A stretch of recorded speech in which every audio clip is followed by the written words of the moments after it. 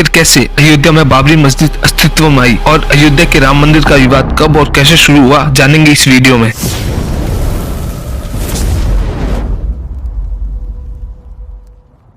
राम जन्मभूमि के इतिहास की कहानी के दूसरे भाग में आप सभी का हार्दिक स्वागत है। कि हमने अपने पहले वीडियो में अयोध्या और श्री राम द्वारा अयोध्या में राम राज्य स्थापित करने को देखा। आज हम बात करेंगे कि कैसे अयोध्या हर शासक के साथ बदलती गई। बौद्ध साहित्य सुत पिताका में 16 महाजनपदों का जिक्र है, जिनमें से एक कौशल था जिसकी राजधानी अयोध्या थी। कुछ इतिहासकारों का मानना है कि 57 ईस्वी में यहाँ मंदिरों के रिनोवेशन का काम हुआ था, तब यहाँ कुषाण वंश के कनिष्क का राज था। इतिहासकार A.L. बासम बताते हैं कि कैसे अयोध्या पर गुप्त वंश के चंद्रगुप्त विक्रमादित्य के पोते स्कंदगुप्त का 454 से 467 ईस्वी तक राज था। हेंस टी बेकर अपनी किताब हिस्ट्री ऑफ अयोध्या में कहते हैं कि कैसे विक्रमादित्य की उपाधि लेने वाला स्कंदगुप्त अपने आप को राम मानता था। साथ ही उसने अपनी राजधानी साकेत को बनाया और उसका नाम रखा अयोध्या। इनके अनुसार अयोध्या के कई मंदिरों का जीर्णोद्धार भी उसी ने करवाया। हालांकि गुप्त वंश के बाद काफी लंबे समय तक छोटे मोटे राजाओं की हिंदुस्तान में फंसी रही। 1192 में मोहम्मद गोरी ने पृथ्वीराज चौहान को हराकर दिल्ली के तख्त पर कब्जा किया और अयोध्या भी उसके अधीन आ गई। इसी साल अयोध्या मंदिरों के निर्माण पर रोक लगी, लेकिन इसके बावजूद यहाँ मंदिर बनाने के दस्तावेज मिलते हैं।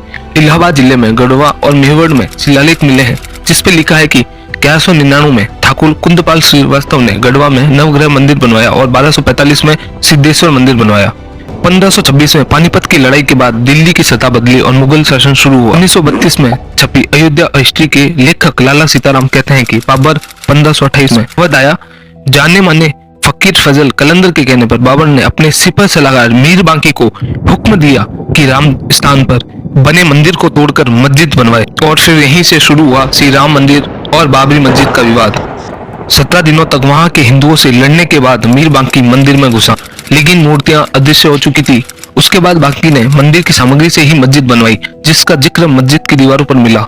लेकिन कुणाल किशोर अपनी किताब अयोध्या रिविजिटेड में लिखते हैं कि बाबर के अयोध्या में मस्जिद बनाने का कोई प्रमाण नहीं है। बाबरनामा से लेकर 240 साल तक के किसी भी दस्तावेज में मंदिर को तोड़कर मस्जिद को बनाए जाने का जिक्र नहीं मिलता। इसके पीछे उनका तर्क यह है कि बाबरनामा के मुताबिक 20 जून 1529 को बाबर ने मीर बांकी और उसके सेना को छुट्टी दे दी थी, तो ऐसे में मीर बांकी की मस्जिद बनवाने का तो सवाल ही नहीं उठता।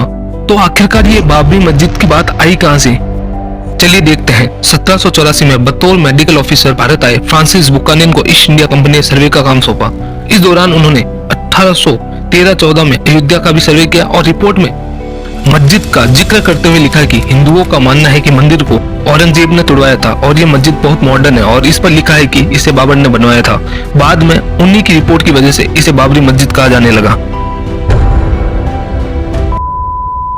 लेकिन मंदिर टूटने का पहला जिक्र 47 साल पहले हुआ, जिसे 1767 में ऑस्ट्रिया मूल के पादरी तेफेंथलर ने किया था। अयोध्या और फैजाबाद में 6 साल बिताने वाले तेफेंथलर ने जो वृत्तांत लिखा है, उस पर मंदिर के टूटने और औरंगजेब द्वारा मस्जिद बनवाने का जिक्र है। कब और किसके आदेश पर मंदिर तोड़कर मस्जिद बनाई गई, इस पर इतिहास एक मत नहीं रखता। हालांकि 1528 में मीर बांकी ने मस्जिद बनवाई, लेकिन इसका विवाद उसके 300 साल बाद उठा। सन 1855 में अयोध्या के सबसे बड़े मंदिर हनुमानगढ़ी में सांप्रदायिक दंगे हुए।